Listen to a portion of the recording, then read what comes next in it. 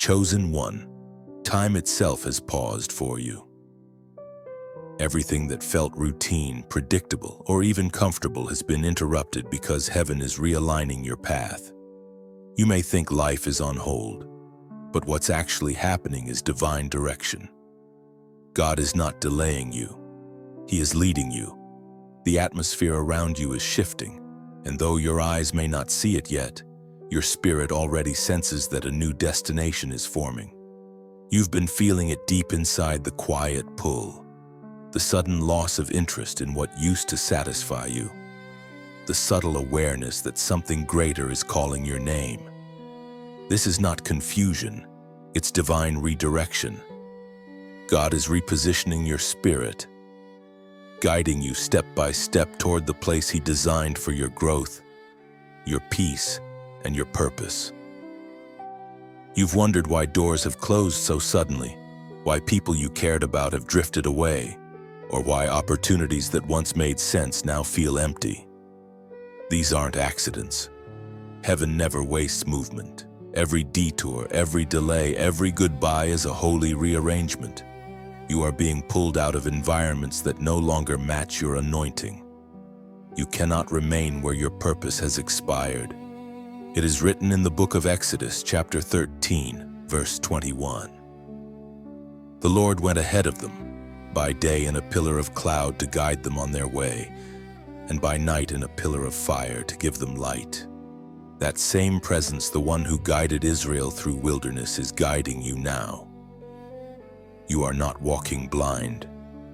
The path might feel unfamiliar, but heaven's pillar of fire still burns over your journey, even in your nights of confusion. Divine light is leading your steps. God does not abandon those He chooses. He directs them with precision. Look closely. The signs are already around you, moments that feel divinely timed, phrases that echo exactly what your heart needed to hear. People who appear just when you're about to give up. These are not coincidences, they are coordinates. Heaven is leaving a trail for you to follow. You may not know exactly where you're going, but your spirit does. It has seen this land before in dreams, in visions, in whispers you couldn't explain. That restlessness you feel is your inner compass, pointing you toward destiny. You are being summoned out of what is temporary into what is eternal. God is calling you home, not to a location, but to alignment. So do not resist this pause. The silence is sacred. Heaven speaks loudest when the world quiets down. Right now, every unanswered prayer, every slow season, every not yet is shaping your faith to hear what comes next. You are being trained to trust the invisible. You are being prepared to follow the cloud, not the crowd. You see, if everything stayed the same, you would never discover the place your spirit was made for. Sometimes God allows discomfort to break comfort. He shakes the ground beneath your feet not to make you fall, but to make you move. What feels like instability is actually preparation for elevation. There will come a moment soon when the guidance becomes clear, when you will suddenly know, this is it. This is where I'm meant to be. And when that moment comes, everything will make sense. The waiting, the silence, the stretching. It was all divine choreography. But before that revelation, there must be obedience. Your task now is not to understand every detail, but to stay sensitive to God's direction. Keep your heart surrendered and your faith steady. Do not chase signs. Follow peace. When peace rests on something, that's heaven saying, this is the way. Chosen one, you are not behind schedule. You are right where God wants you. The road may not look like others, but it leads exactly where your soul belongs. Every twist, every turn is part of your training. God's hand is not just on your destination, it's on your direction. If this message resonates with your spirit, acknowledge it as your confirmation. This is your sign that the divine pause has a purpose. You are being led, not lost. Heaven has your coordinates, and the journey has already begun. Comment 777 below to mark your agreement with heaven's timing. And if this word spoke to you, like, share, and subscribe so the message can reach others whose spirits are awakening right now. Together we walk the path of light, guided by the same hand that led the cloud by day and the fire by night. The pause is not an ending. It's the first step of divine direction. Follow the fire. Trust the cloud. God is leading you home. You are never random. Every breath drawn from your lungs, every moment that seemed out of place, every unanswered question, none of it was accidental. Heaven has been deliberate with you. You are not the product of coincidence, but of divine craftsmanship. From the very beginning, you were carved out with precision, carrying a blueprint that only heaven understands. The world might have called you unlucky, misunderstood, or too sensitive. But that sensitivity was actually sight, the ability to feel shifts in the spirit before they arrived in the natural. Every delay that frustrated you was a secret appointment with growth. Every detour was an invisible redirection, keeping you aligned with the greater purpose written for your life. Heaven speaks through the book of Isaiah, chapter 49, verse 16. See, I have engraved you on the palms of my hands, your walls are ever before me. Let those words rest in you, engraved, not penciled, not written in ink that can fade, but carved into the very hands that hold galaxies. That is how secure your destiny is. The seasons that tried to erase you only revealed how permanent your name is in heaven's design. You were never overlooked.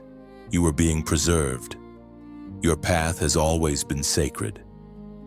When others moved ahead quickly, your progress seemed slow because God was building depth, not speed. He was writing longevity into your story. What you mistook for delay was divine timing unfolding at the pace of eternal wisdom. If you had received what you wanted too early, it might have crushed you.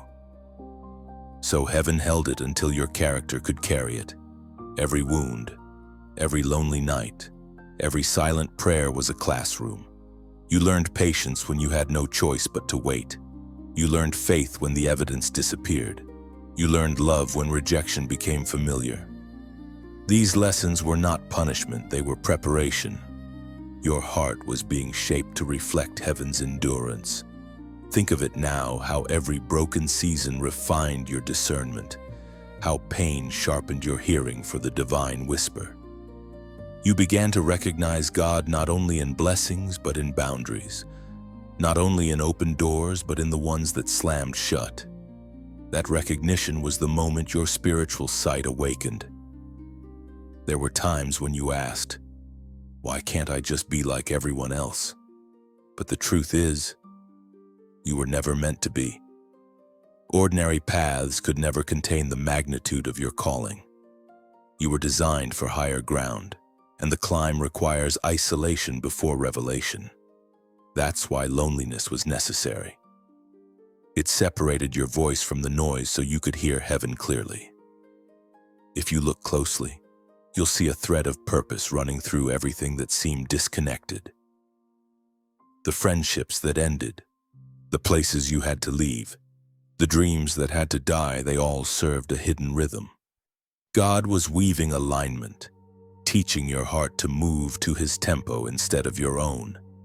Even your failures carry fingerprints of grace. What you thought disqualified you has become your testimony. The cracks in your story let His light through. You were never too broken to be used. You were being made unbreakable through the breaking. Heaven doesn't discard what it refines, it repurposes it. And now, you stand at the threshold of understanding. The ache you once hated has become your teacher. The silence that terrified you has become your sanctuary. You see now that the wilderness was not wasted, it was holy ground where identity was revealed. You were learning to walk by faith, not approval. You were known, chosen, and inscribed long before anyone could define you. No season you've walked through has been forgotten. Each one has been recorded on the palm of the one who leads you. That is why your steps, even when uncertain, have always landed within his plan. You are not here by accident. You are the result of divine remembrance. God has not lost sight of your name. It is engraved where he can never forget it. Every storm you survived became a silent prophecy that you were made for endurance. Nothing in you was wasted. Even your weakness was transformed into a weapon of wisdom. Heaven remembers every battle you fought and calls you victorious, even before the victory appears. The same hands that engraved your name now open doors no one can shut. You are stepping into divine confirmation where uncertainty ends and revelation begins. What once confused you now becomes clarity, wrapped in the light of divine timing and eternal purpose. Stand tall. You carry heaven's fingerprint and earth's assignment. You are not merely walking forward, you are being ushered into fulfillment. The unseen alignment is complete, and the next breath you take begins your new chapter. The restlessness within you is not a curse, it is a divine signal. That uneasy stirring in your chest, the tension between comfort and calling, it is heaven whispering that you can't stay where you are. Something inside of you is outgrowing what once fit perfectly. The familiar is becoming foreign, not because you've failed, but because you've evolved.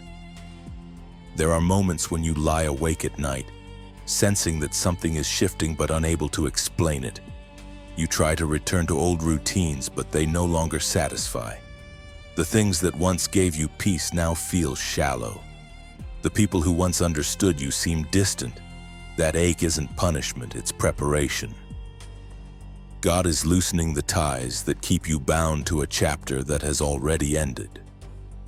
As declared in the book of Isaiah, chapter 42, verse 16. I will lead the blind by ways they have not known. Along unfamiliar paths I will guide them. I will turn the darkness into light before them and make the rough places smooth. You may not understand this transition, but heaven never leads you into confusion.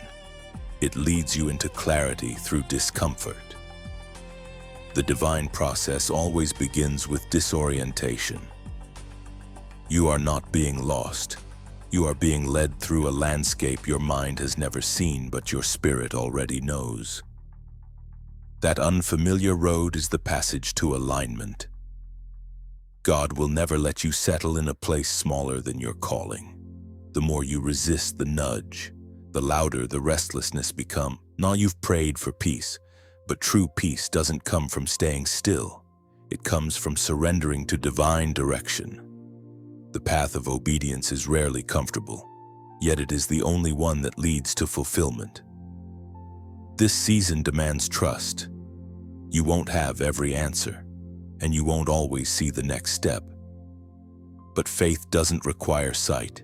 It requires surrender. Every time you feel that spiritual agitation, remember it is the sign that your soul recognizes the distance between where you are and where you belong. The discomfort is holy. There's a sacred tension in transformation. It stretches you, reshapes you, and refines you. You'll notice that things start to feel heavier when they're no longer meant for you.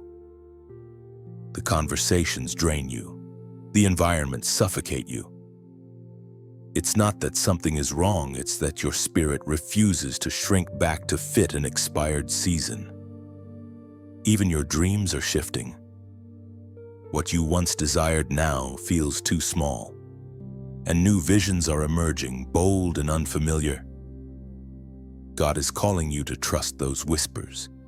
You may feel unqualified, but the truth is He often leads through uncharted territory, so you'll depend fully on His voice. When the inner stirring grows intense, don't fight it. Follow it. Let go of the illusion of control. You are not losing direction. You are being guided toward a higher dimension of purpose. This is how heaven transitions its chosen ones from comfort to calling, from habit to holiness, from routine to revelation. You've asked for confirmation, and this is it. Your restlessness is your compass. The very feeling you want to silence is the voice of your destiny calling you forward. You are not broken. You are being awakened. You are not behind. You are being realigned. So pause now and breathe. The shaking is not meant to scare you, but to move you. God is shifting your foundation so that your roots grow deeper into faith and not familiarity. The unknown is not your enemy. It is your proving ground. What's coming will require the courage you're cultivating now. Comment, "I'm moving." Write it as a declaration, not hesitation. When you type those words, you are speaking agreement with heaven, choosing forward motion over fear, obedience over uncertainty. Let the act itself be your first step into the new terrain prepared for your spirit. The unease you feel is your spiritual awakening. Do not suppress it. Follow it faithfully, and it will lead you straight into divine purpose. Comment, "I'm moving." When you type these words, you're not just writing a phrase, you're making a covenant with heaven. It's your public yes to divine direction. Your declaration that you refuse to stay stuck in what no longer fits your spirit. "I'm moving" means you're surrendering fear's grip and choosing trust. You are agreeing with heaven's momentum, even when the path isn't clear. Those words become a key, unlocking the next door that obedience has been waiting to open before you. Write it as prophecy over your life. Let every letter echo faith. When you say, "I'm moving," heaven moves with you. The ground shifts beneath your purpose, and what once resisted begins to make way for your arrival. There comes a moment in every chosen life when God says, "It's time to leave Egypt." Not a place of geography, but a place of bondage, the version of you that learned to survive without peace, that called fear wisdom and captivity comfort.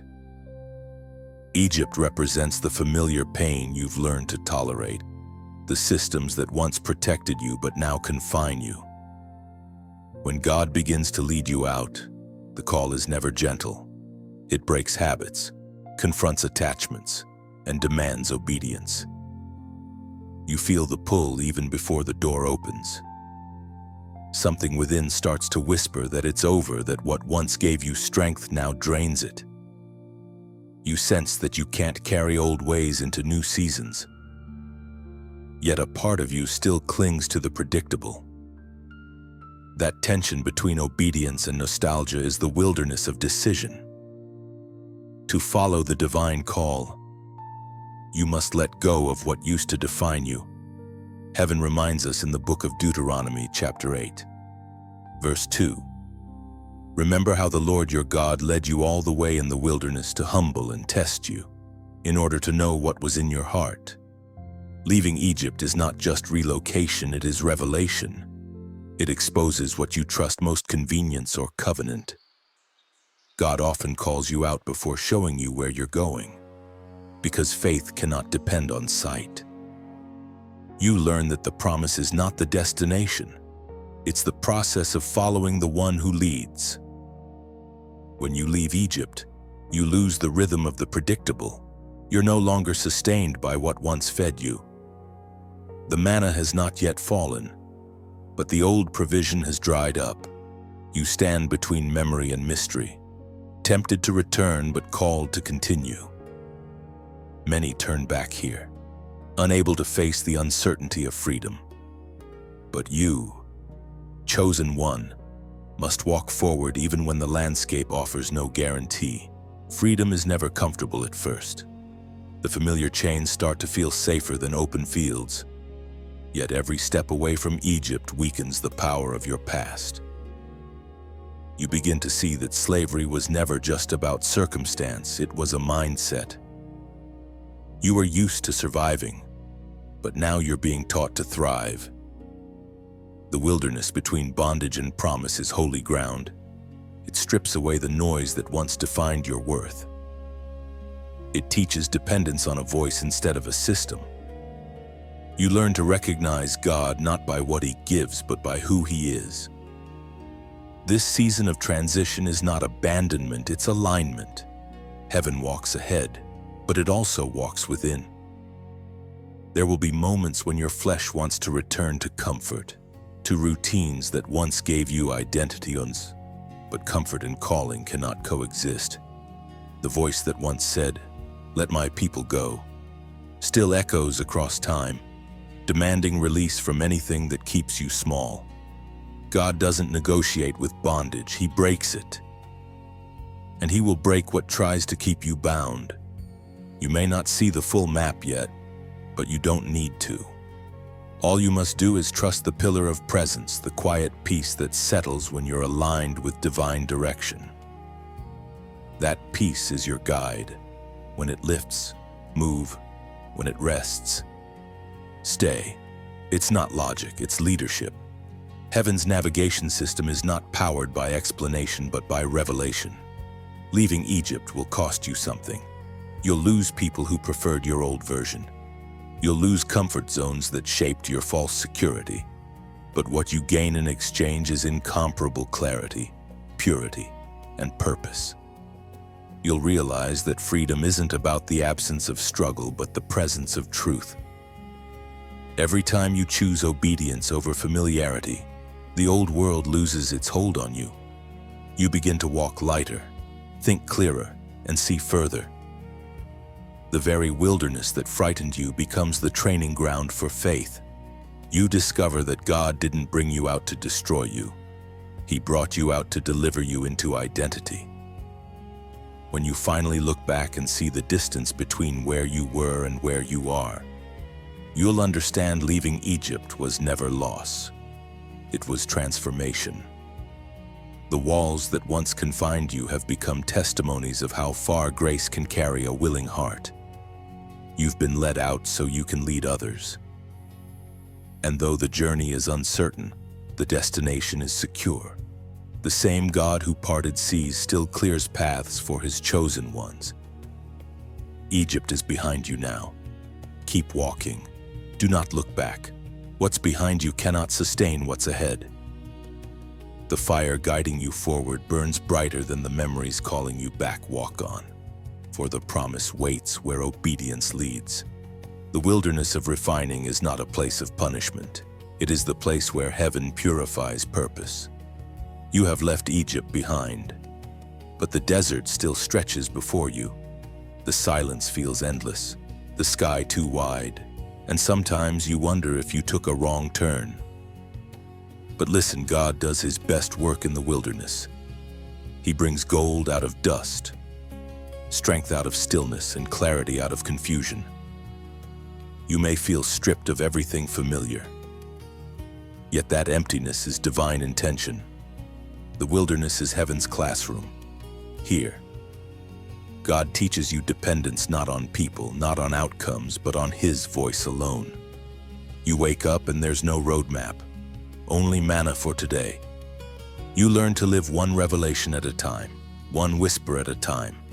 And in that process, your faith stops being theory, it becomes life. According to the writings of David in the Psalms, chapter 66, verse 10. For you, God, tested us. You refined us like silver. Refining is not destruction, it is transformation. When silver is heated, the fire doesn't burn it away. It burns away everything that isn't silver. That's what God is doing in you. The fire you feel is not meant to consume you, but to clarify you. The impurities of fear, pride, and doubt are melting away so your true reflection can appear. You are learning to trust what you cannot trace. You may not see progress, but heaven does. Every time you choose to stay faithful in the silence, something powerful happens in the unseen. Faith roots deeper when it grows in drought. Purpose strengthens when it survives isolation. You are not being buried, you are being planted. And soon, you will bloom where no one expected life to grow. This refining season may feel lonely, but you are never alone. There are others walking through their own deserts right now. Hearts that also beat with hope and hunger for God's direction. You are part of something bigger than yourself. A movement of chosen souls being prepared for divine purpose. That's why messages like this exist, to remind every wanderer that the wilderness is holy ground. If these words bring light to your path, if they remind you that you are not forgotten, then let that awareness flow forward. Take a moment to like, share, or subscribe, not out of habit, but like someone placing another candle beside a fading flame. When you do, you pass the light forward to another soul wandering in darkness, searching for warmth and direction. And if your heart ever feels moved to give, not out of duty, but as one who pours water on a small tree growing in the desert, know that heaven sees that act. Every offering, no matter its size, becomes a seed of fire and faith that helps this light reach further, brighter, and longer. You are not funding a voice, you are fueling a movement. You are helping unseen hearts remember that hope still breathes. Whether your gift is a like, a share, a subscription, or a donation, it all becomes part of the same flame that refuses to die. Because every word sent out in faith costs time, prayer, and devotion. And when you choose to support, you're not paying for words. You're participating in a movement that restores weary souls. It's like holding a lamp with someone who's lost their light and whispering, "Keep walking, dawn is near." So if you ever feel that tug in your spirit, the gentle urge to give, to help this message reach further, know that heaven sees it. Whether it's a share, a prayer, or a small donation, it all carries the same fragrance of faith. Nothing given in love ever goes unnoticed by God. The wilderness teaches you to trust what you plant even when you can't see it grow. Every seed of faith, every act of kindness, every moment of generosity is recorded in eternity. When you give light, you receive warmth. When you pour out, heaven fills you back up. You are walking through refining fire. Yes, but fire also illuminates. Soon you'll see how radiant your spirit has become. The same flames that once frightened you will become the glow that guides others. That is how heaven multiplies miracles, one willing heart at a time. Keep walking, keep trusting, and let your heart remain open. Every act of faith, no matter how small, keeps this fire burning brighter. And when the dawn finally breaks, you'll understand why the fire had to come first. Every flame was forming brilliance within you. You were never being burned, you were being illuminated for the next soul still lost in night. You've walked through the fire of refining, and now the air around you begins to change. It's lighter, clearer, almost electric. The silence that once felt heavy is now charged with whispers of guidance. You start noticing patterns, the same words appearing, the same timing repeating, small coincidences that feel too precise to be random. That's how heaven speaks when the next phase begins, not through noise, but through signs. You see something on a billboard that echoes your prayer. A stranger says a sentence that pierces through your doubt. You wake from a dream with a verse still ringing in your ears. These are not coincidences. They are coordinates. Each one is heaven saying, "Keep going. You're on the right path." The Spirit leaves breadcrumbs along your journey, visible to faith, invisible to fear, as the ancient words of Habakkuk, chapter 2, verse 3. Proclaim, for the vision awaits an appointed time. Though it linger, wait for it, it will surely come. You are walking toward the appointed time. The signs you see are not to tease you, but to train your trust. God doesn't show you everything at once. He releases revelation in fragments. So your faith stays alive and your dependence stays strong. Each divine sign is a heartbeat reminding you that heaven is still writing. But be careful, not every signal is sacred. The enemy also imitates light. That's why discernment is essential in this stage of your walk. The true signs of God bring peace, even when they bring challenge. False signs flatter the ego but starve the soul. To know the difference, look for peace. Peace is heaven's signature. You'll notice that the more you align with divine timing, the more confirmations appear. Numbers, songs, conversations, they all begin to weave together into a language only your spirit understands. It feels almost supernatural, yet deeply personal. God communicates uniquely with His chosen ones in symbols tailored to their faith. What you're experiencing now is not fantasy, it's fellowship. Sometimes you'll question if you're imagining it all, but the Spirit knows how to get your attention. Remember Moses at the burning bush. The fire wasn't to entertain, it was to confirm. Likewise, the signs in your life aren't accidents.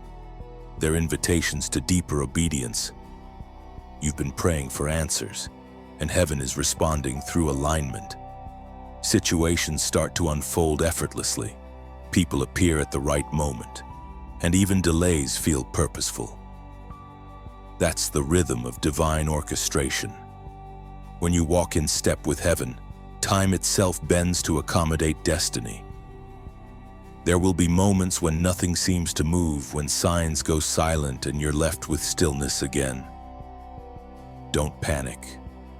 The silence after confirmation is a test of memory. God wants to know if you'll still believe what He said when He's not speaking. Faith doesn't end with signs. It matures when signs disappear. In those moments, remind yourself of the last thing He showed you. Go back to the promise, write it down, repeat it aloud until it becomes your anchor. Because if God began a conversation, He intends to finish it. You are not wandering in circles, you are tracing divine geometry, a path drawn by unseen hands. You may have noticed certain numbers repeating lately, numbers that seem to follow you. They're not magic, they're markers.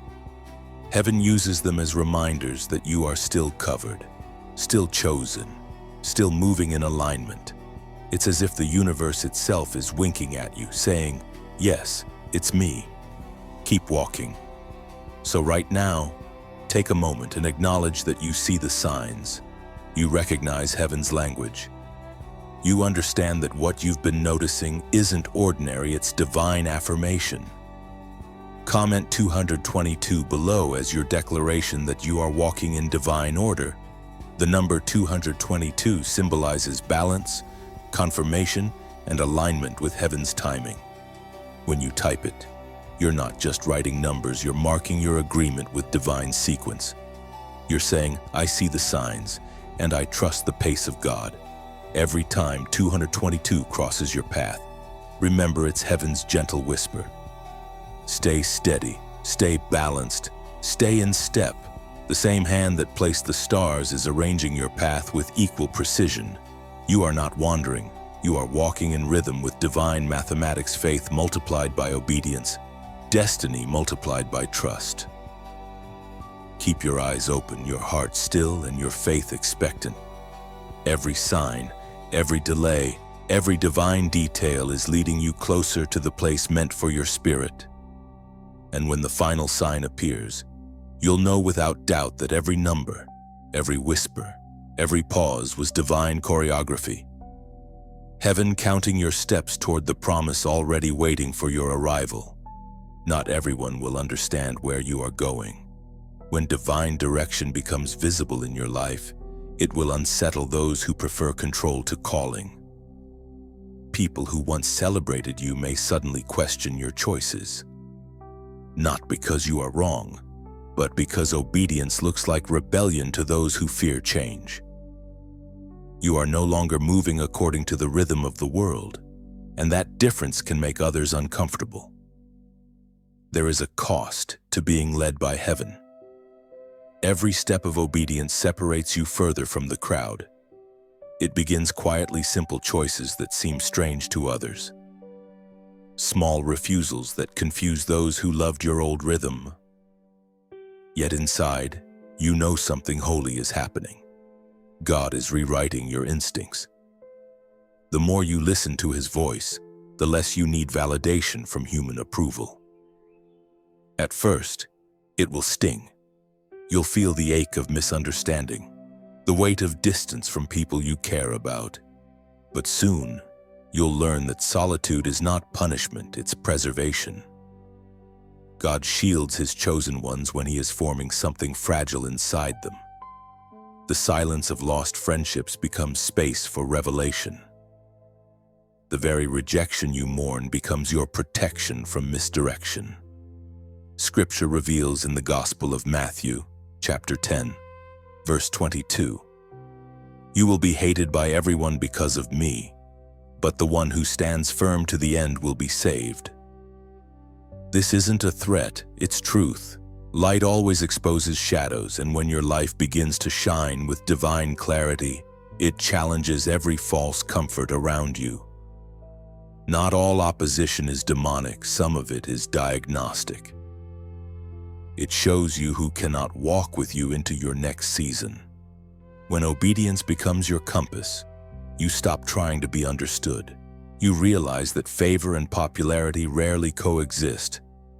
The crowd that applauds you when you serve their expectations may turn cold when you serve God's direction. You begin to choose peace over praise, purpose over performance. This is maturity, the shift from needing to be seen to simply being sent. Do not mistake isolation for abandonment. God often pulls His chosen ones aside to strengthen their vision. Think of Joseph in the pit, Elijah by the brook, or Jesus in the wilderness. Separation has always preceded revelation. The same pattern now unfolds in your life. Heaven isolates to insulate. And though you may feel alone, you are never unloved. The distance between you and others becomes the space where divine intimacy grows. In the quiet, you'll find a voice that doesn't demand explanation, a presence that understands your tears without translation. This is how God heals the part of you that once depended on human applause. You are learning the holy art of stillness, no longer chasing affirmation. You begin to move from conviction. You start to value authenticity over acceptance. That's when your inner authority awakens the quiet power that comes from knowing who sent you. You stop trying to prove your worth and start walking in it. Some will label you strange, others too intense. They will say you've changed, and they will be right. The Spirit has rewritten your language, refined your focus, and recalibrated your desire. You no longer crave the shallow praise of crowds. You crave the steady approval of heaven. Obedience will test you. It will demand that you keep walking even when support vanishes. It will require that you trust the invisible when visibility disappears. But the reward is greater than the cost. The peace that follows divine direction cannot be replicated by any human comfort. Over time, you'll look back and thank God for every closed door, every misunderstanding, every friend who quietly exited your journey. They were not punishment, they were proof. Proof that heaven was pruning your path, trimming away what could not carry weight into your next level. You were not meant to be understood by everyone. You were meant to be obedient to one. That's the difference between those who are chosen and those who are comfortable. One seeks approval, the other seeks alignment. And you, chosen one, are learning to walk in alignment. The voices of resistance will fade as your obedience grows louder. What once sounded like criticism will become confirmation. You'll realize that every word spoken against you only pushed you deeper into purpose. Every misunderstanding was heaven's echo saying, "Keep going." Let the world question your direction. Heaven is writing your validation. Keep moving, even when the noise rises around you. The path may narrow, but the presence expands. And one day soon, those who doubted will see the fruit of what your faith planted in secret. There are seasons when the path God calls you to seems impossibly bare. You step out in faith, only to find yourself surrounded by emptiness, no safety net, no clear supply. Only the quiet question echoing inside your soul. Will God provide for me here? This is the hidden provision season, where heaven teaches you to recognize abundance in places the world calls barren. When everything looks scarce, faith becomes your currency.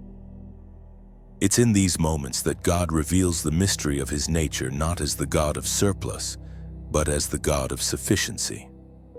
He gives just enough manna for today, not tomorrow, because he wants you to depend on his presence, not your plans. You've been conditioned to measure provision by what you can count, store, or predict. But divine provision is not limited by logic. It flows through obedience. Sometimes it looks like unexpected kindness. Sometimes a door that opens just when you thought you'd reach the end. Heaven has 1,000 ways to sustain you that you haven't even imagined. We read in the first book of Kings, chapter 17, verse 14. The jar of flour will not be used up, and the jug of oil will not run dry, until the day the Lord sends rain on the land. That ancient promise still breathes today. The flour and oil in your life may look almost gone, your strength, your hope, your energy, but if God called you to this place, he will feed you here. The jar will not empty. The oil will not cease. Heaven sustains what obedience begins. There is a rhythm to divine provision that defies calculation. You'll notice how just when the last bit of strength seems spent, a small miracle appears, an encouraging word, a timely opportunity, or a peace that doesn't make sense.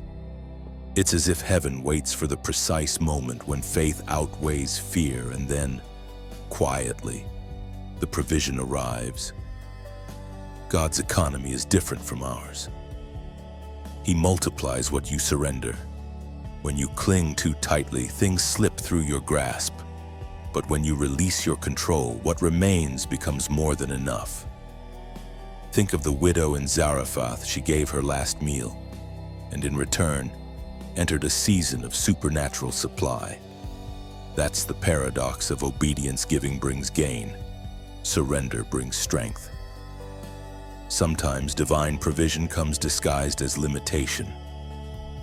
When God restricts resources, he's redirecting trust. He removes the visible so you can see the invisible. The scarcity around you is not punishment, it's the perfect soil for miracles. Where there is nothing left to rely on but him, revelation is born. And though the process can feel exhausting, remember that hidden provision often comes quietly. It won't always arrive with thunder and spectacle. Sometimes it's a whisper, a peace that sustains you through the night, or an inner assurance that says, you're still covered. If you listen closely, you'll realize that heaven's supply has always been one step ahead of your need. Long before you prayed, provision was already being prepared. The conversation you overheard, the skill you developed years ago, the relationship that entered your life unexpectedly, all of them were fragments of future provision waiting to align. God's provision doesn't always look miraculous. Sometimes it looks mundane. But in hindsight, you'll see the thread of divine care woven through every ordinary moment. The key is gratitude. Gratitude multiplies awareness. When you thank God for what seems small, you train your eyes to recognize the supernatural in simplicity. You don't have to chase provision, you follow presence. The moment you align with heaven's will, the resources start to align with you. You are not forgotten in the desert. You are being fed by invisible hands. Even when you cannot see how, the how is already written. Learn to rest in that. The same God who sent ravens to feed Elijah, who made water flow from a rock, who multiplied a boy's lunch to feed thousands. He hasn't changed. His methods are infinite, but his heart is the same. He will not lead you where his provision cannot sustain you. So hold your peace. You are not running out. You are being refilled in a way you cannot measure yet. When you reach the end of yourself, you step into the beginning of divine supply. The jar and the oil in your life will last not because of your strength, but because of his promise. And when the rain finally returns, when new provision flows openly again, you'll look back and realize the wilderness was not a place of lack. It was the place you learned how full heaven really is. The moment before breakthrough often feels like breaking. Just when you think you've endured enough, pressure increases, circumstances tighten, silence deepens, and the path that once seemed clear begins to blur. You've prayed, believed, and obeyed, yet heaven appears quiet. This is not abandonment, it is the threshold test. The last stretch before fulfillment is always the heaviest. When gold is refined, the fire burns hottest at the end. That is where you are now.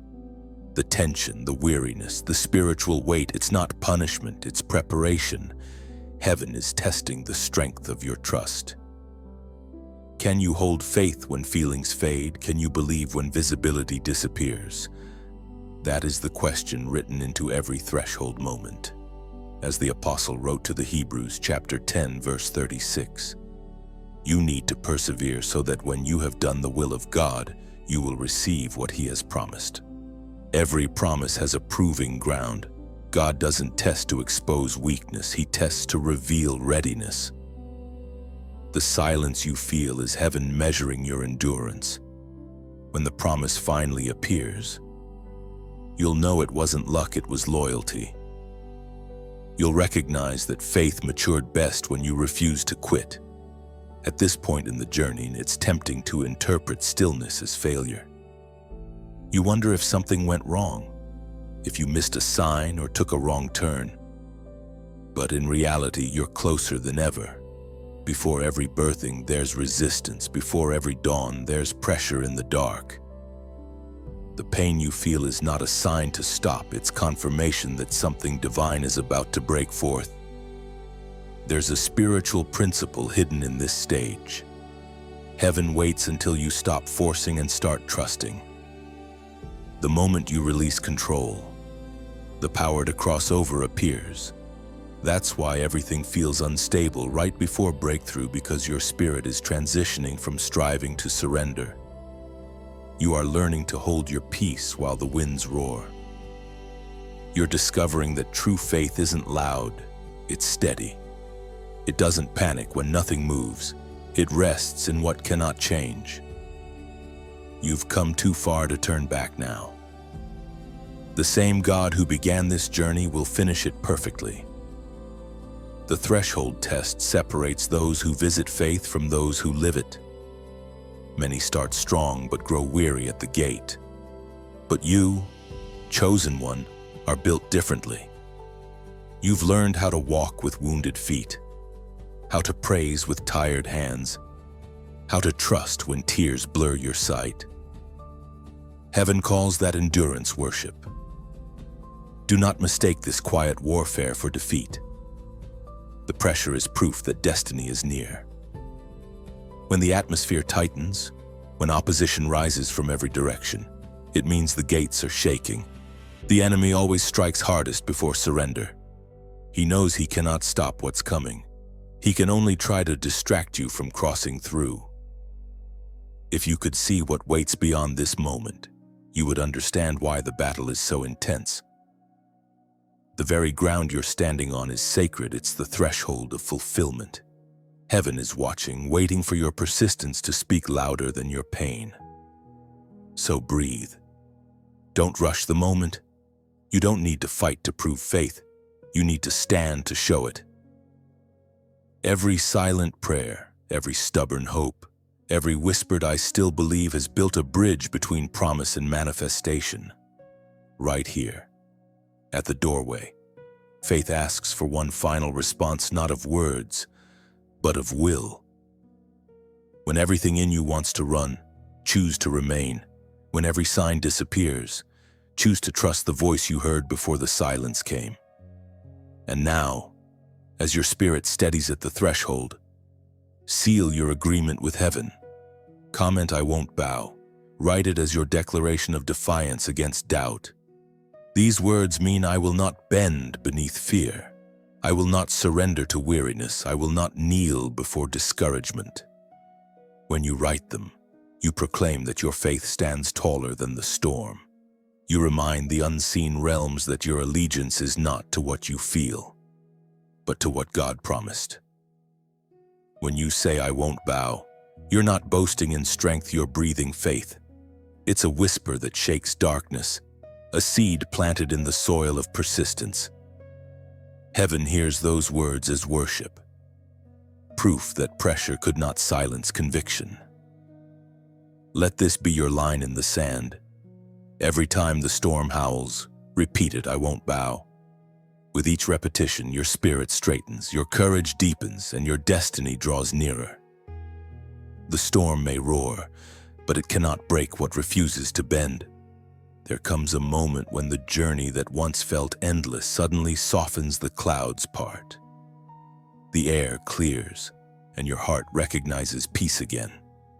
It doesn't arrive with fanfare. It arrives quietly, like morning light slipping through curtains after a long night. This is what happens when you finally step into the appointed place. You can feel it in your bones, the shift. The tension that used to live in your chest starts to dissolve. You no longer question if you belong, you simply know. The same wilderness that once tried to break you has now become the proof that you were always meant to stand here. You didn't stumble into destiny, you grew into it. The battles that once defined you no longer control you. You're no longer reacting to pain, you're creating from peace. This is the ground heaven had in mind when it whispered your name at the beginning. And even if you don't recognize it right away, your spirit does. It exhales. It is recorded in the book of Joshua, chapter 1, verse 9. Be strong and courageous, Klatso. Do not be afraid, do not be discouraged, for the Lord your God will be with you wherever you go. That promise was not meant for ancient ears only, it echoes for you right now. You've crossed rivers of doubt and deserts of silence to stand on this side. The strength you once prayed for has become part of your nature. You are not striving anymore, you are standing. This is the stage where peace replaces panic, where vision stops feeling impossible and starts feeling inevitable. You look back at what you survived and realize it wasn't chaos, it was choreography. Every delay was divine timing. Every heartbreak was a pruning that made room for fruit. Every lonely night was an invitation into intimacy with the one who never left. And now, in this clarity, you begin to see your purpose differently. It's not about chasing blessings, it's about becoming one. You start living as a mirror, reflecting light instead of hoarding it. You understand that the miracle was never in what you gained. It was in who you became while waiting. Still, this peace isn't meant to be kept. Light fulfills its purpose when it spreads. When you share what you've received, you multiply the impact of your testimony.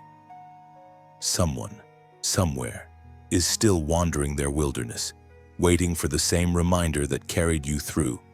That's why these words matter. They are bridges for other hearts still searching for home.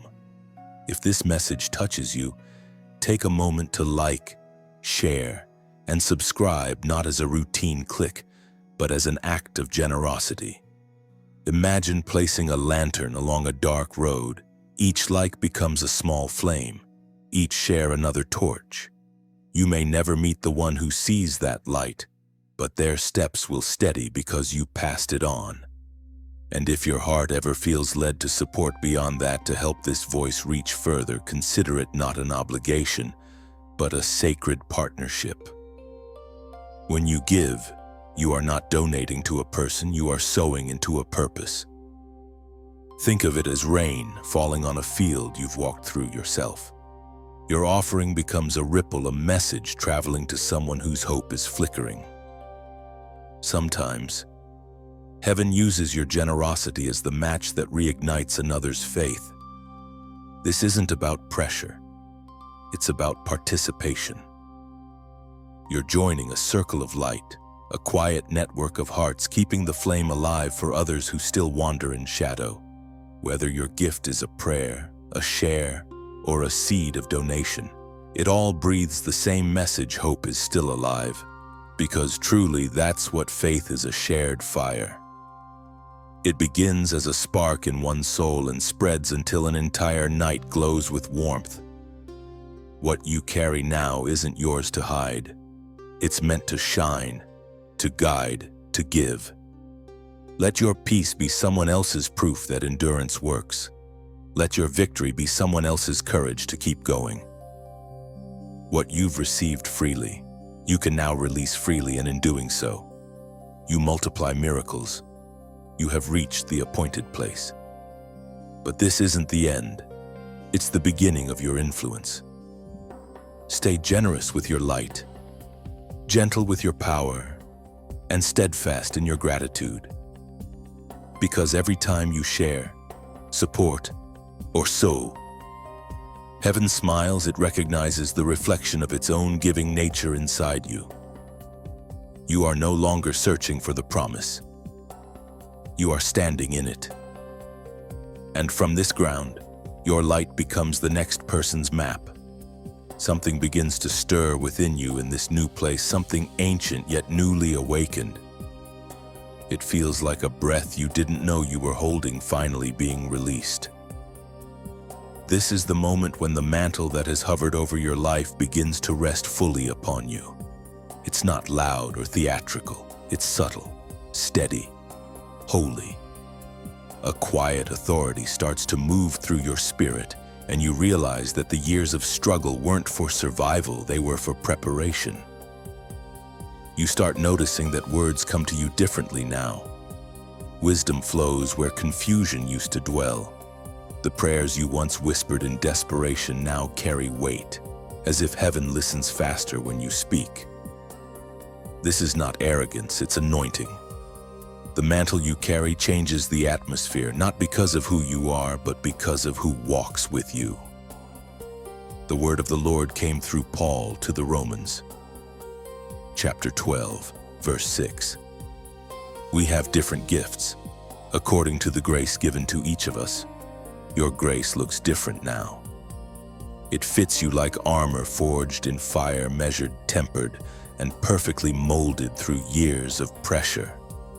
The pain that almost destroyed you has now become the oil that empowers you.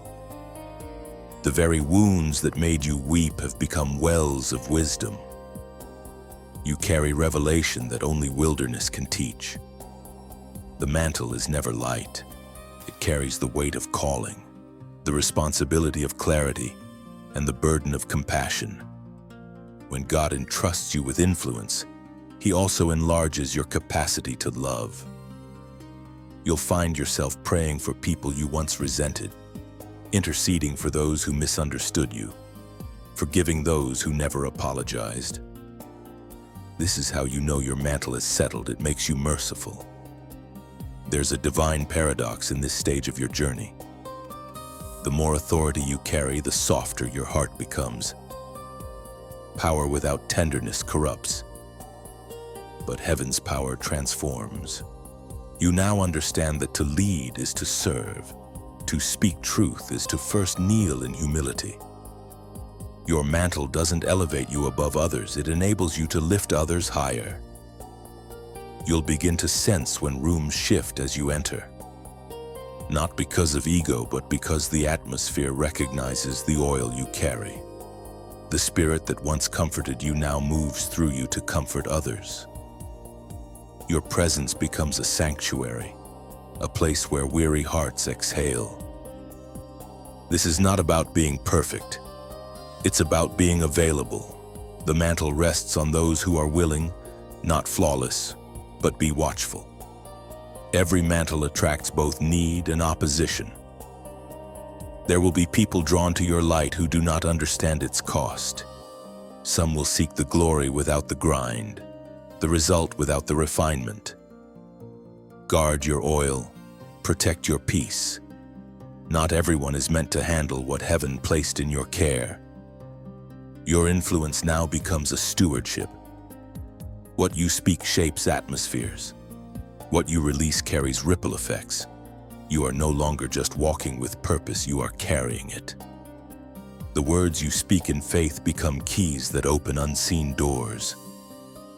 The prayers you whisper in secret move mountains you'll never even know existed. Don't shrink from this. You didn't ask for power, you asked for purpose, and this is the answer. The mantle is the visible sign of invisible faithfulness. Every unseen yes, every hidden sacrifice, every quiet moment of obedience built the foundation that now supports this calling. You may feel unqualified, but that's exactly what qualifies you. Heaven delights in using surrendered hearts, not perfect vessels. The mantle does not come because of perfection. It comes because of purity, because you said yes when it would have been easier to say no. Now your voice carries healing. Your steps carry weight. Your very presence becomes a reminder that redemption is real. You've become what you once prayed for, a vessel that heaven can trust. This season is not about chasing miracles, it's about becoming one. Every time you move in love, forgive quickly, or speak peace into chaos, you demonstrate the kingdom you carry. You are a living message, written not in ink, but in grace. And though this mantle may feel heavy some days, remember it was made to rest, not crush. You were designed for it. The same spirit that placed it upon you will help you carry it. You are not alone beneath this weight. Heaven shoulders it with you. In this new season, walk softly but boldly. Speak gently but truthfully. Love deeply but wisely. The mantle on your life is not an ornament, it's an assignment. Wear it well. It is both your armor and your reminder that everything you endured was never wasted. When heaven entrusts you with a mantle, it never leaves you unprotected. The moment your calling becomes visible, so does the warfare. You've probably noticed that lately, how old fears try to resurface, how sudden opposition seems to rise without cause. But do not panic. These are not signs of abandonment. They are signs of attention. The greater the light, the more the shadows stir. Yet even as the winds howl, something inside you stays calm. You can sense it now, a quiet covering, a sacred stillness that follows you wherever you go. It is not imagination, it is divine reinforcement.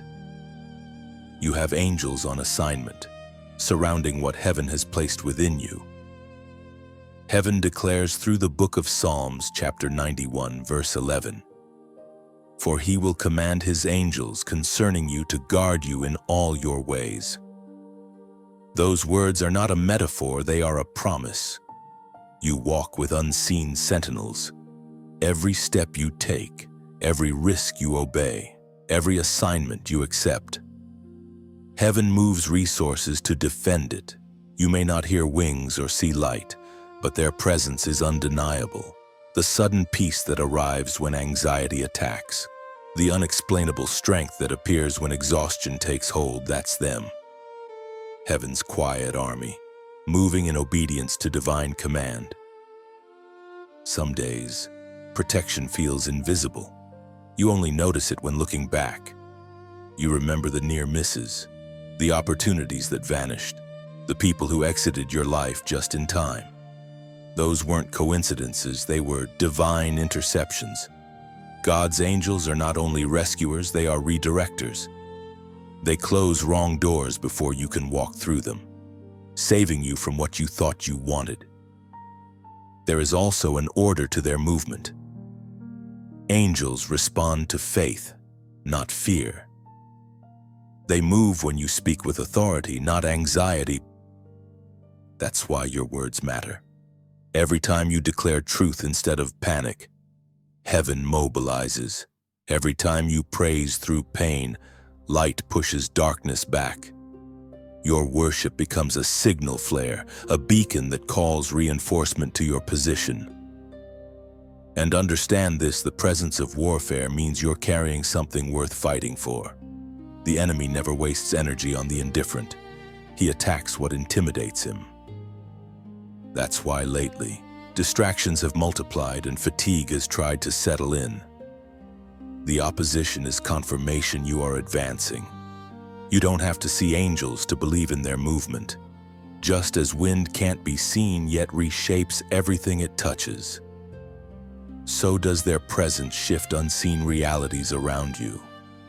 When you feel sudden peace in a storm, when you narrowly escape what should have crushed you, that's heaven whispering, you are covered. And though you walk through dangerous territory, spiritually or physically, you carry divine insurance. The one who sent you does not send you unarmed. Faith is your shield, obedience your weapon, and angels your allies. The same God who opened red seas and shut lions' mouths still commands legions on your behalf. But protection is not meant to make you passive. It's meant to make you brave. You were never meant to live afraid of attack. You were meant to walk confidently, knowing heaven has already assigned defense around your destiny. Even in moments when you feel surrounded by chaos, look deeper, you're actually surrounded by light. Heaven always encircles what it invests in. Every chosen one is both vessel and fortress, fragile yet fiercely protected. So as you move forward, keep this truth close: you are not walking alone. You carry backup from realms you cannot see. Angels don't always announce their presence, they prove it through peace. If this truth stirs your spirit, mark your faith in agreement now. Comment 880 below, the 8. That number represents divine completion, new beginnings, and the infinite covering of God's presence. When you write it, you declare, heaven's protection surrounds me on every side. I walk in divine order and perfect peace. Each time you see 888 again, let it remind you that protection isn't a moment, it's a constant. You live beneath wings that never tire, guarded by grace that never runs out. The unseen has already gone before you, preparing safe passage to what's next. Walk forward knowing that every breath, every step, every heartbeat is under the shadow of divine guardianship. You are never unprotected, only unaware of how fiercely heaven loves you. Comment 888 below. That number represents divine completion, new beginnings, and the infinite covering of God's presence. When you write it, you declare, heaven's protection surrounds me on every side. I walk in divine order and perfect peace. Each time you see 888 again, remember that it's heaven's quiet nod, a reminder that the same God who began your journey continues to guard it. You are wrapped in endless cycles of grace. The number isn't luck, it's language, heaven's way of saying, you're still covered. There comes a point in every divine journey when the fog finally begins to lift. After the seasons of silence, the wilderness, the tests, and the warfare, you begin to see again. Clarity doesn't rush in like lightning. It rises gently, like dawn.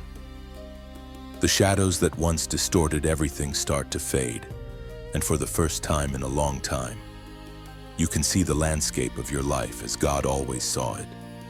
You realize that what you called delay was actually design. The unanswered prayers, the sudden endings, the painful redirections, all of them were God steering you toward purpose through routes you never would have chosen. Now, as you stand on the other side of confusion, understanding begins to bloom. The fog wasn't punishment, it was protection. Heaven was guarding you from running into doors not built for you. As written in the Gospel of John, chapter 9, verse 5. While I am in the world, I am the light of the world. Those words are not just about Jesus being the light. They also reveal something about you, made in his image. The light he carries now burns within you. And when his light fills your perspective, darkness loses its authority. You begin to interpret your story differently. What once felt like failure now looks like formation. The moments you thought broke you actually built you. The restoration of vision is not just about seeing ahead, it's about seeing rightly. You no longer look at your past with bitterness, but with gratitude. You understand that every detour was essential, every heartbreak necessary to break open deeper compassion.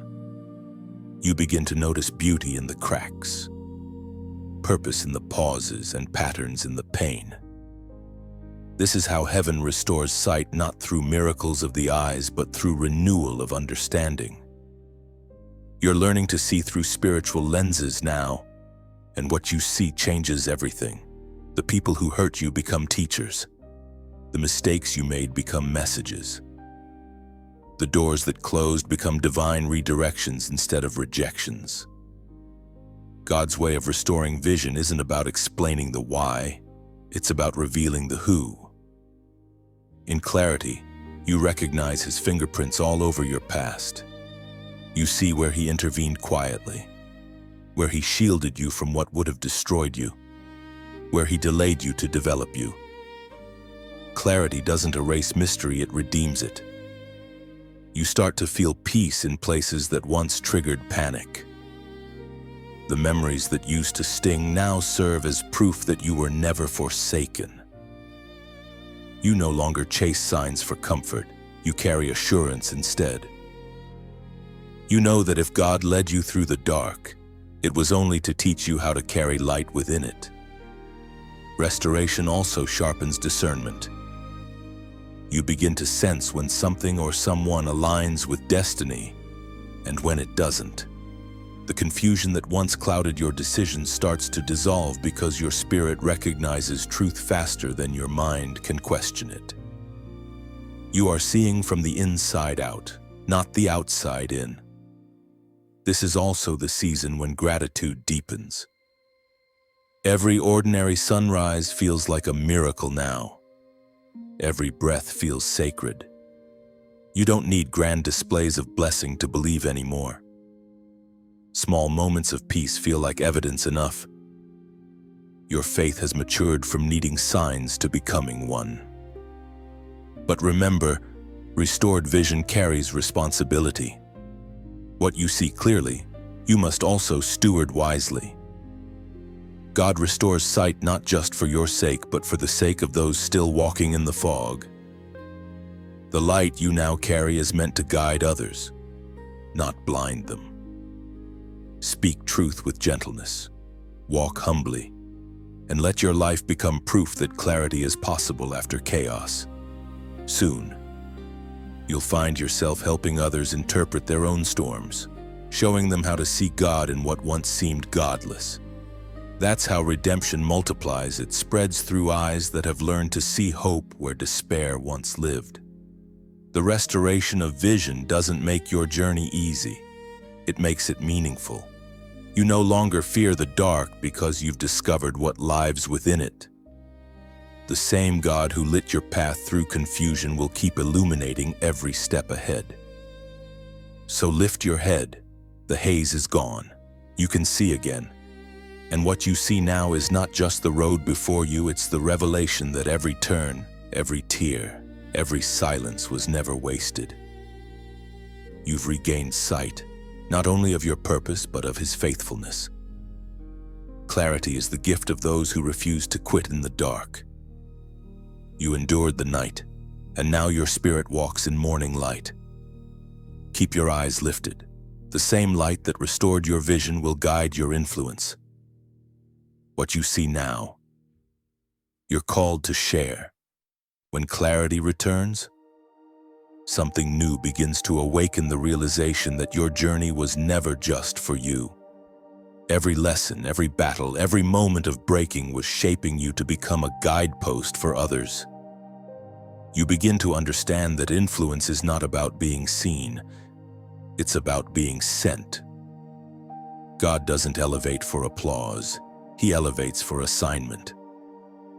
And now, your assignment begins to unfold. There is a quiet authority that comes from those who have walked through the fire and survived. People start to notice something in your presence, peace where chaos used to be, compassion where pride once lived. They might not understand it, but they feel it. You carry something that can't be taught in classrooms or copied from others. It's the weight of lived truth. The ancient scroll of Daniel, chapter 12, verse 3, records those who are wise will shine like the brightness of the heavens, and those who lead many to righteousness like the stars forever and ever. That verse is your reflection. You are stepping into a season where your wisdom becomes light. The same pain that once silenced you is now fuel for your purpose. You're learning that true leadership in God's kingdom isn't about control, it's about clarity. It's about shining in such a way that others can see their own path more clearly. You'll begin to sense that your words carry new weight. When you speak encouragement, it doesn't just sound nice, it awakens something in the listener. When you pray for others, peace lingers in the room long after you've stopped speaking. This is not coincidence, it's calling. The influence of heaven is beginning to flow through your humanity. But influence always begins in humility. God doesn't call you to be the center. He calls you to be the channel. You'll learn that the more you pour out, the more He fills you. It's a divine exchange. The emptier you become of pride, the fuller you become of purpose. You no longer crave the stage. You crave significance. You no longer chase recognition. You chase obedience. Your journey has qualified you to lead not through theory, but through empathy. You understand brokenness, so your compassion carries credibility. You know what it means to wait, to doubt, to ache, and that makes your voice safe for others. People can trust what has been tested. The authority of your influence comes not from perfection, but from perseverance. Sometimes you'll wonder why God chose you, especially when you still feel ordinary. But heaven's system doesn't measure influence by status, it measures it by surrender. You are being commissioned not because you have everything figured out, but because you've proven that you will listen. There will be moments when this new responsibility feels heavy. People will look to you for guidance, and you'll feel unworthy to give it. That's okay. Leaders chosen by heaven always carry holy fear, not the fear of failing, but the reverence of understanding what's been entrusted to them. Remember, your job is not to be perfect, it's to point upward. As you begin to move in this calling, notice how alignment starts to happen. The right people appear, the right doors open, and opportunities flow without striving. That's because heaven never calls without coordinating. Every connection you'll need is already written into your timeline. You don't have to chase it, you simply have to stay available. You are entering a season of divine influence, where your story becomes someone else's survival guide. The wisdom forged in your wilderness will now become light for those still wandering in theirs. You will find yourself speaking to hearts that mirror your past pain, and as you pour into them, healing will deepen in you too. Influence in heaven's language is stewardship, not superiority. You are entrusted with voices, not followers, with souls, not statistics. What you've lived through becomes a map for others to find freedom. Every scar becomes a signpost that says, "This way God was faithful here." And through it all, you'll keep learning that the brightest stars are those that shine without noise. True influence requires no announcement, it simply illuminates. The world will see your light, but heaven will see your obedience. And that, in the end, is what counts most. So walk forward with confidence and humility. You are not the destination, you are the direction. Every word you speak, every act of love, every quiet moment of obedience will ripple further than you can imagine. You are now commissioned not by men but by heaven. Lead gently, shine wisely, and let your life become a constellation that points others toward home. You have walked through refining fire, wrestled through silence, and stood when everything around you trembled. Now, a crown begins to rest on your spirit, not made of gold, but of endurance. It's not something you wear for display. It's something that radiates from within. This is the season of crowned obedience, where heaven honors quiet consistency more than grand gestures. Your reward is not applause, but peace. The kind of peace that doesn't need to be explained because it was bought through endurance. You know now that obedience is not a single act, it's a rhythm, a lifelong posture. Every time you chose faith over fear, patience over panic, trust over tears, another piece of your crown was formed. You wear it now, even if no one sees it. The weight on your head is not pressure, it's promise. It's the evidence that you stayed when walking away would have been easier. You didn't just believe. You became belief. That's what separates the called from the chosen, the willingness to obey when there's no spotlight, no certainty, no guarantee of reward except the whisper, "Keep going." The sacred text in 2 Timothy chapter 4, verse 7 declares, "I have fought the good fight. I have finished the race.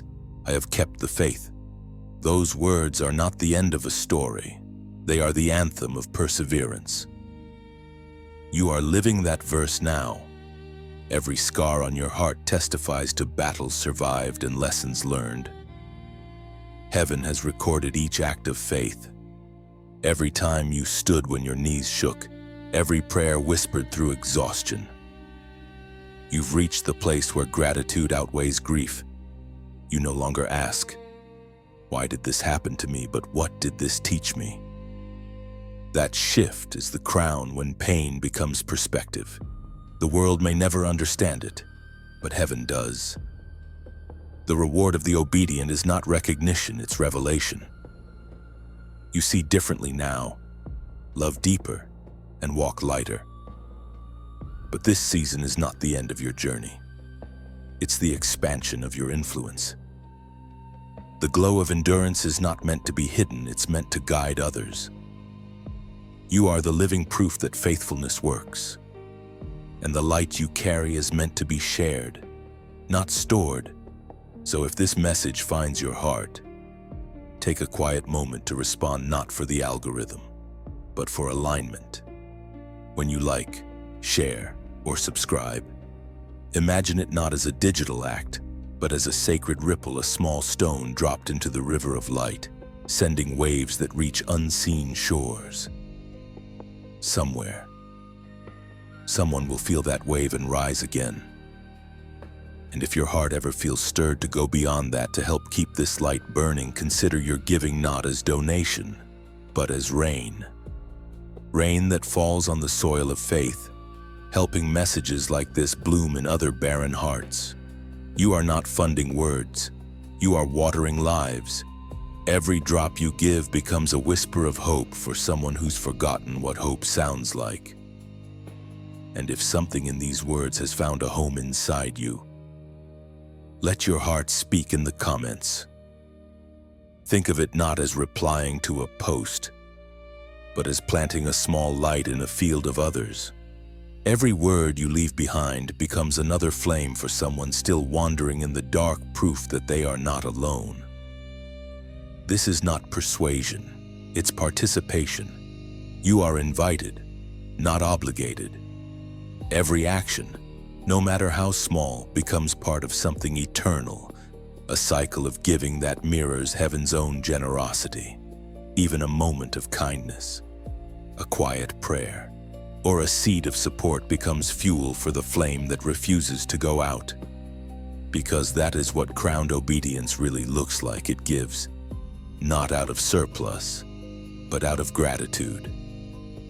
You share light because you know what it feels like to walk in the dark. You give rain because you remember what it felt like to be dry. Each time you choose to share, encourage, or sow, you are saying, let this fire reach further. Let this light touch one more soul. So if this message has found you, take it as both a reminder and an invitation to keep building, to keep believing, to keep blessing. Your obedience has already crowned you now. Let your generosity become the reflection of that crown. You are not just a receiver of grace, you are its continuation. And as you give, as you share, as you quietly support what speaks life, you join the heartbeat of heaven itself, a rhythm that says love flows, light multiplies, and everything given in faith never returns empty. Your crown was never meant to be kept polished on a shelf. It was meant to shine through your actions. So wear it boldly, live it gently, and let it remind the world that obedience still has beauty and giving still has glory.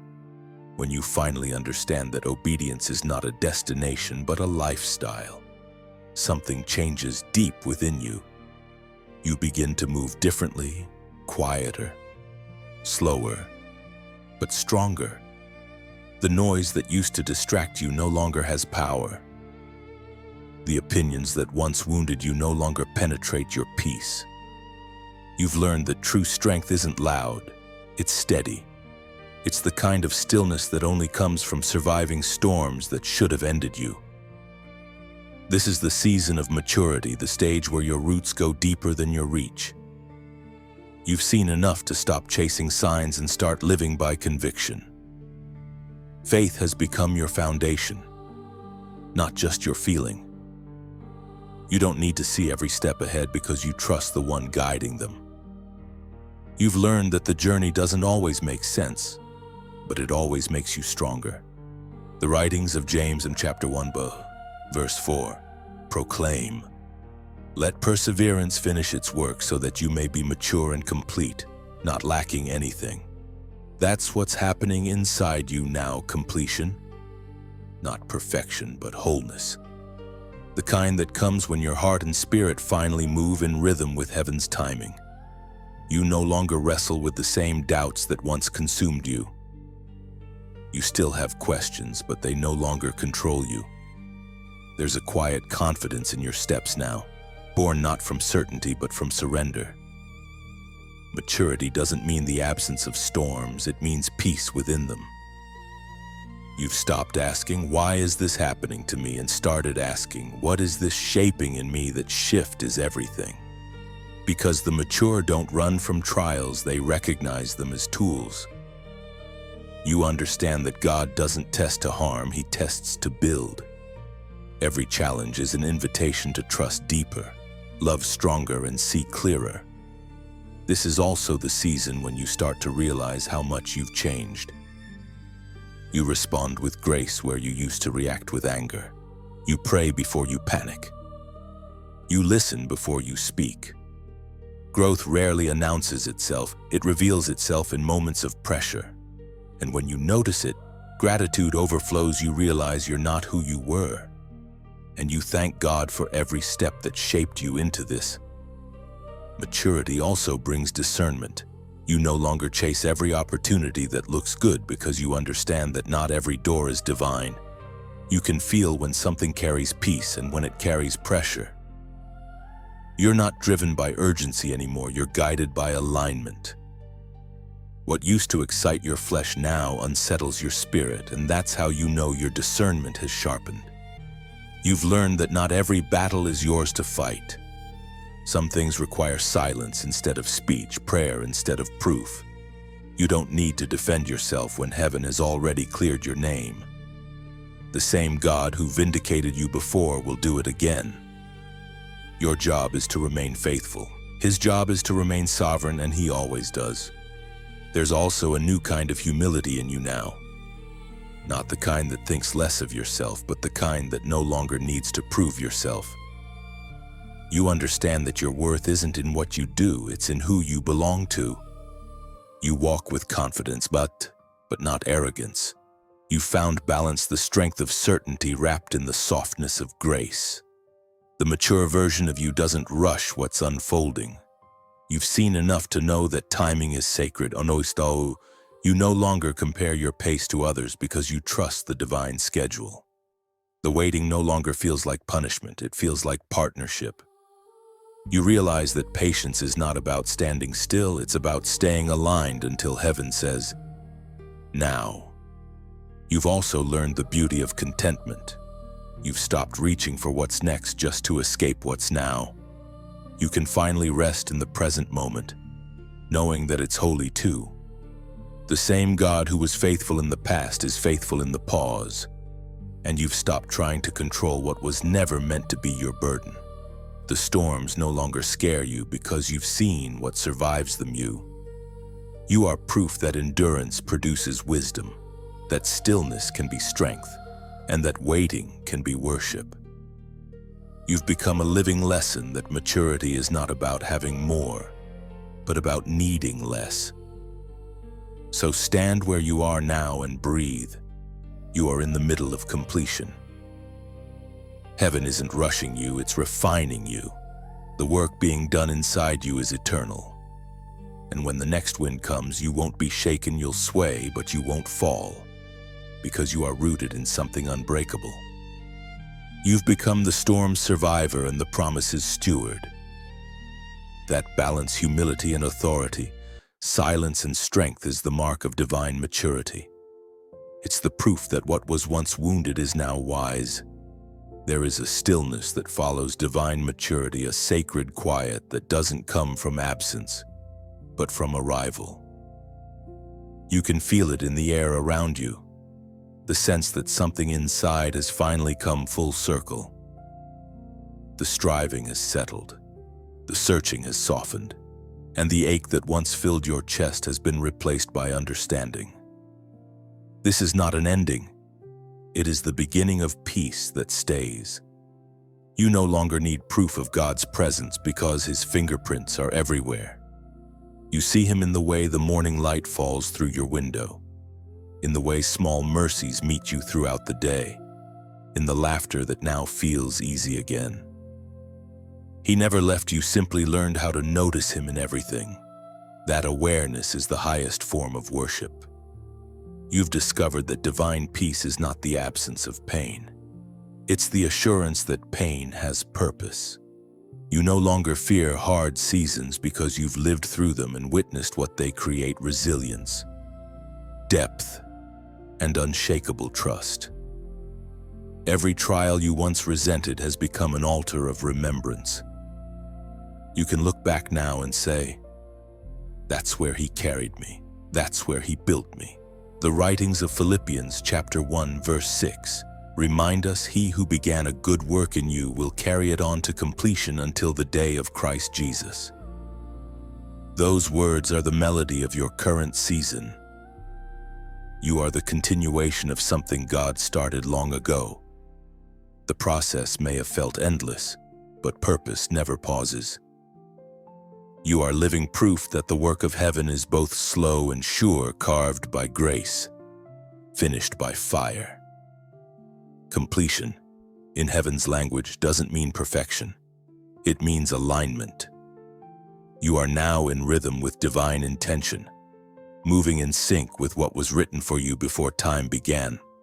The same Spirit that once had to lead you step by trembling step now walks beside you in quiet companionship. The relationship has matured. You no longer cry out for rescue. You rest in reassurance. You've learned to find meaning in moments you used to overlook. You notice how peace fits into silence, how beauty hides in simplicity, how love expresses itself through ordinary kindness. You have been reshaped into someone who doesn't just believe in God but lives with Him, each breath a conversation, each thought an offering. Your soul has stopped running ahead. You've learned that pace matters less than presence. What once felt urgent no longer does, because you've seen how divine timing always proves wiser than human hurry. Now, even your waiting feels sacred. You've discovered that the same hands that hold galaxies are gentle enough to hold you. This peace does not isolate you. It equips you. You now understand that being chosen was never about elevation, it was about endurance. You were called not to escape the world, but to embody light within it. You are the living evidence that heaven's grace can take a wounded heart and turn it into a vessel of healing. That is your testimony now, not the absence of scars, but their transformation into stories of hope. And though the journey continues, it no longer frightens you. You've learned that uncertainty isn't an enemy, it's an invitation. The unknown is no longer a void, it's the space where miracles breathe. Every new step is a continuation of trust.